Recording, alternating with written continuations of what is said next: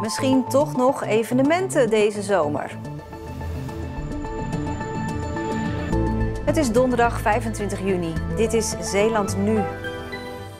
Versoepelingen in de praktijk nog lastig. Knops en Zeeland zijn er bijna uit. En Pure Sea wil gasten uit de hele wereld.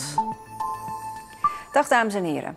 Er gloort weer hoop voor evenementen na de versoepelingen die het kabinet gisteravond bekendmaakte.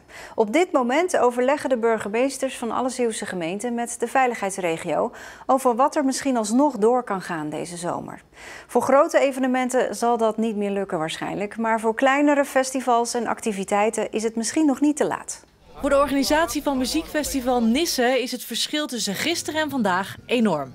Want mocht tot gisteren hun openluchtfestival half juli niet doorgaan, nu kan dat wel. Toch is in Nisse de champagne nog niet ontkurkt. In eerste instantie even een hoera-stemming. En daarna van, oh ja, we mogen, maar hoe gaan we dat dan doen?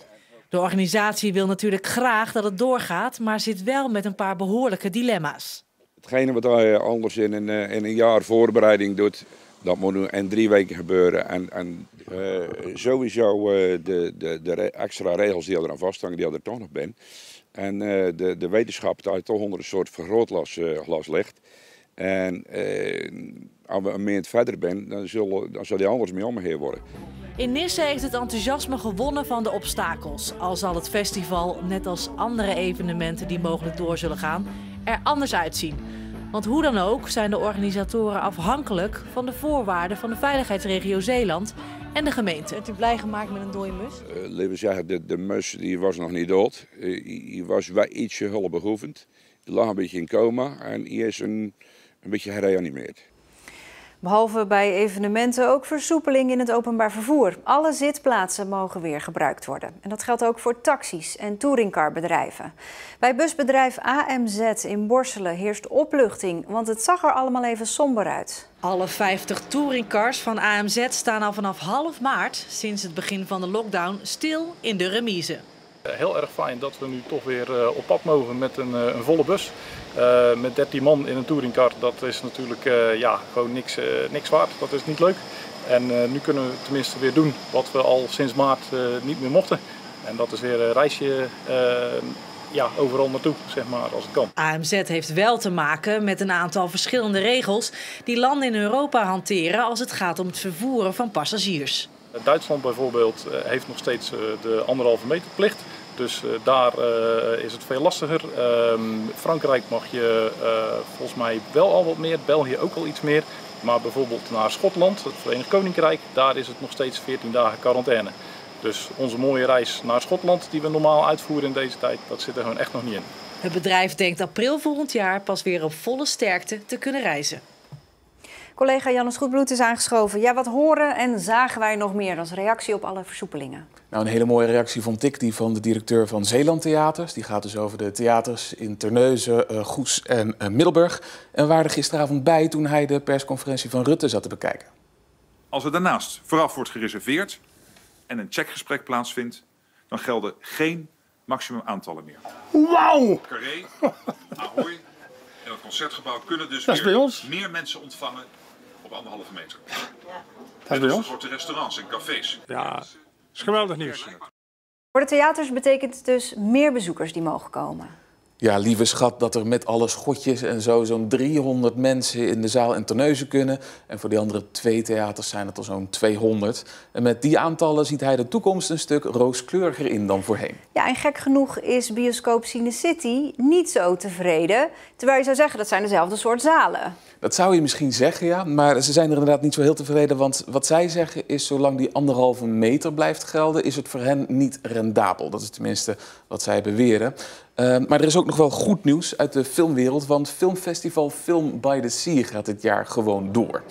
Het begint op 11 september, allemaal helemaal coronaproof. Het betekent wel minder bezoekers dan andere jaren. De gemeente Vlissingen en de provincie hebben extra subsidie beloofd. En ze beloven ook dat ze, als het nodig is, garant zullen staan. En ze vinden het belangrijk dat het filmfestival gewoon door kan gaan. Ja, hoe dan ook. En dan heb je tot slot nog goed nieuws uit de Zeeuwse verpleeghuizen.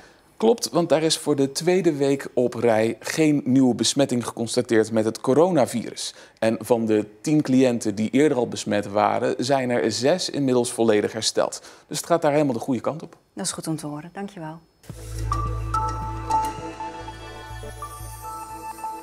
Er ligt een akkoord op hoofdlijnen over de compensatie voor de marinierskazerne. Alleen de details moeten nog worden uitgewerkt.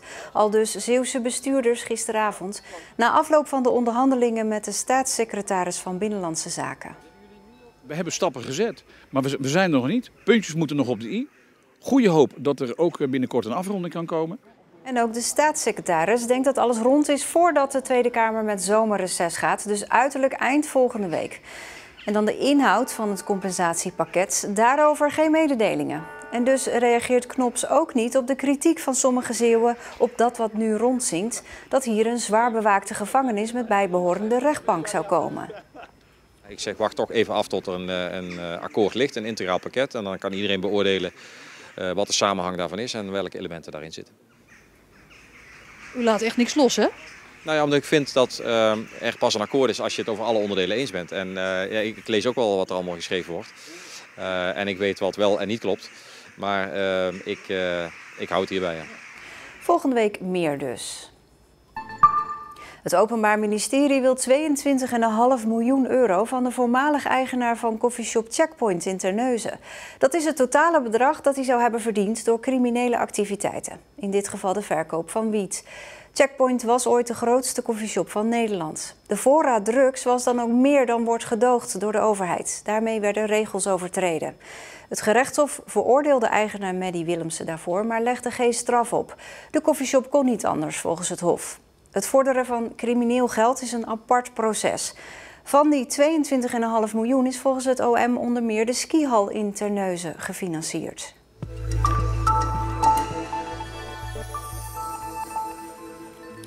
Normaal gesproken werkt chef-kok Circo Bakker 80 uur per week in zijn restaurant Pure Sea in Katzand.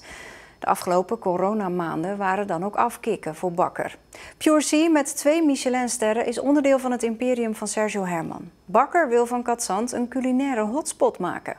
Ja, ik werd er wel onrustig van, omdat je heel veel onzekerheden hebt. Onzekerheden over wanneer je mag starten en wat de risico's zijn ook van het virus naar gezondheid toe. Ja, we zijn ook druk aan het ondernemen met verschillende zaken. Dus dan word je natuurlijk wel onrustig en ja, daar raak ik ook wel een beetje geïrriteerd door.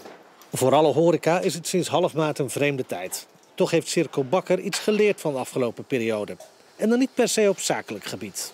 Hopelijk blijft dat gewoon wel erin zitten, waar nu echt wel de waarde zit. Welke keuzes je maakt. Kies even voor een lokale onderneming in plaats van een grote multinational. Dus heb je een barbecue in de tuin, geniet van dat moment. Leg je telefoon weg en geniet gewoon met elkaar van dat moment. Ik denk dat dat de dingen zijn die je wel leert in zo'n periode.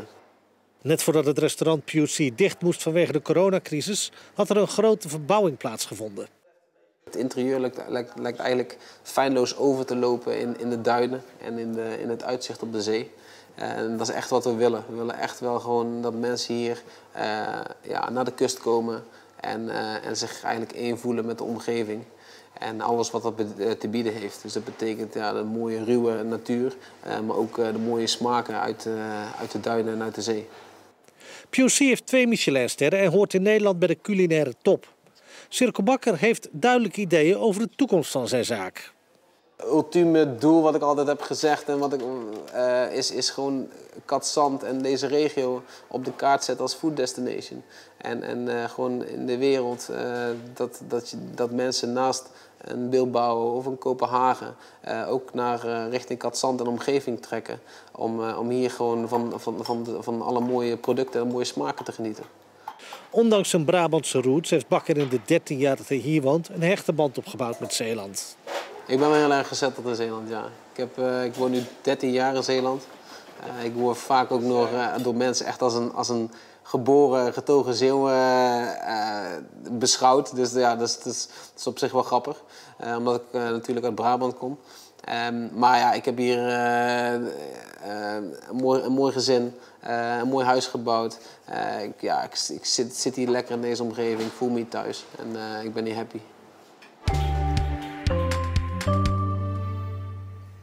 Opnieuw een erg warme dag vandaag, 28 tot 29 graden. Vanavond en vannacht blijft het nog lang warm.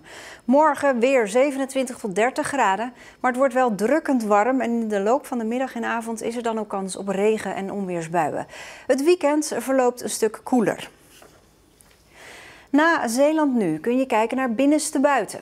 Vandaag een kijkje in het Tulpenhuis van kunstenares Jules Kortekaas in Middelburg. Wees welkom in ons fijne pand. Kom verder.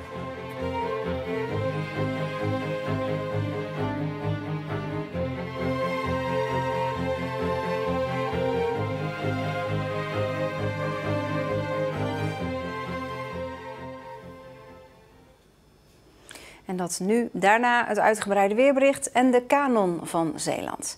Ik wens u een hele fijne avond.